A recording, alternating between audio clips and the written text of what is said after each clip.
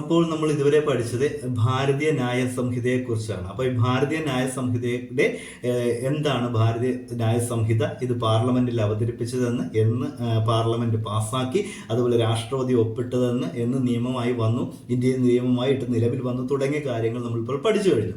ഇനി നമ്മൾ പഠിക്കേണ്ട 2-3 പോയിന്റുകൾ കൂടി PSC പരീക്ഷകൾക്ക് നമ്മൾ ഓർത്തിരിക്കേണ്ടതാണ്. എന്തൊക്കെയാണ്?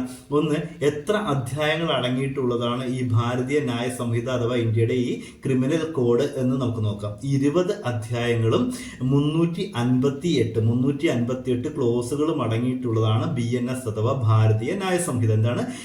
എന്തൊക്കെയാണ്? 20 അധ്യായങ്ങൾ ഉൾക്കൊള്ളിച്ചിട്ടുള്ള ഒരു നിയമ സംഹിതയാണ് ഇന്ത്യയുടെ ക്രിമിനൽ കോഡ്. അതായത് ഇന്ത്യൻ പീനൽ കോഡിന് പകരമായിട്ട് ഇന്ത്യയിൽ 2024 ജൂലൈ 1 നിലവിൽ വന്ന ഭാരതീയ ന്യായ സംഹിത. അപ്പോൾ ഇതിൽ 20 അധ്യായങ്ങളും 358 കോഡുകളും ഉൾക്കൊള്ളിച്ചിരിക്കുന്നു. അതേപോലെ നിലവിലുണ്ടായിരുന്ന IPC റദ്ദാക്കിയപ്പോൾ 19 വ്യവസ്ഥകൾ, അതിലുണ്ടായിരുന്ന 19 വ്യവസ്ഥകൾ നീക്കം ചെയ്യുകയും പുതുതായിട്ട് 20 കുറ്റകൃത്യങ്ങൾ ആഡ് ചെയ്യുകയും ചെയ്തു എന്നുള്ളതും ഈ ഒരു നിയമത്തിന്റെ ഒരു സവിശേഷതയായിട്ട് നമുക്ക് പരിഗണിക്കാം.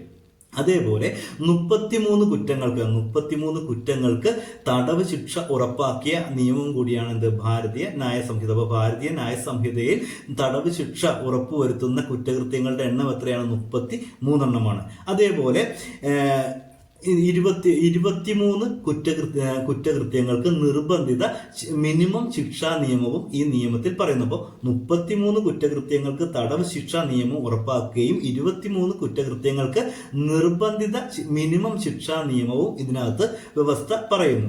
അതേപോലെ 83 കുറ്റങ്ങളുടെ പിഴയും വർദ്ധിപ്പിച്ചു എന്നുള്ളതും ഈ നിയമത്തിന്റെ ഒരു പ്രത്യേകതയാണ്. അപ്പോൾ ആകെ 20 അധ്യായങ്ങൾ, 358 ക്ലോസുകൾ, അതിൽ തന്നെ പുതുതായിട്ട് ചേർക്കപ്പെട്ട കുറ്റകൃത്യങ്ങളുടെ എണ്ണം 20 പഴയ IPCയിൽ ഉണ്ടായിരുന്ന 10 നിയമങ്ങൾ ഒഴിവാക്കുകയും ചെയ്തിട്ടുണ്ട്. അതേപോലെ 33 കുറ്റകൃത്യങ്ങൾക്ക് തടവ് ശിക്ഷ ഉറപ്പുവരുത്തുകയും 23 കുറ്റകൃത്യങ്ങൾക്ക് നിർബന്ധിത മിനിമം ശിക്ഷാ നിയമവും ഉറപ്പുവരുത്തി. അതേപോലെ 83 കുറ്റകൃത്യങ്ങളുടെ പിഴ വർദ്ധിപ്പിക്കുകയും ഈ നിയമത്തിലൂടെ ചെയ്തു. അപ്പോൾ ഇത്രയുമെങ്കിലും കേരള PSC പരീക്ഷകൾ അല്ലെങ്കിൽ പബ്ലിക് സർവീസ് കമ്മീഷനുമായി ബന്ധപ്പെട്ട പരീക്ഷകളിൽ പങ്കെടുക്കുന്നവർ ഭാരതീയ ന്യായ സംഹിതയുമായിട്ട് ഇത്രയെങ്കിലും ചോദ്യങ്ങളെങ്കിലും നമ്മൾ മനസ്സിലാക്കിയിരിക്കണം. അപ്പോൾ ഇത്രയെങ്കിലും പഠിച്ചു കഴിഞ്ഞാൽ നമുക്ക് ഒരു മാർക്ക് നഷ്ടമാവില്ല. അപ്പോൾ ഇതുമായിട്ട് ബന്ധപ്പെട്ടുള്ള കൂടുതൽ കാര്യങ്ങൾ, അതായത് ഈ നിയമവുമായി ബന്ധപ്പെട്ട ഈ അധ്യായങ്ങളിൽ പറയുന്ന ക്ലോസുകളെ കുറിച്ചുള്ള വിശദമായൊരു വീഡിയോ ഇതിന്റെ പുറകെ ചെയ്യുന്നതാണ്.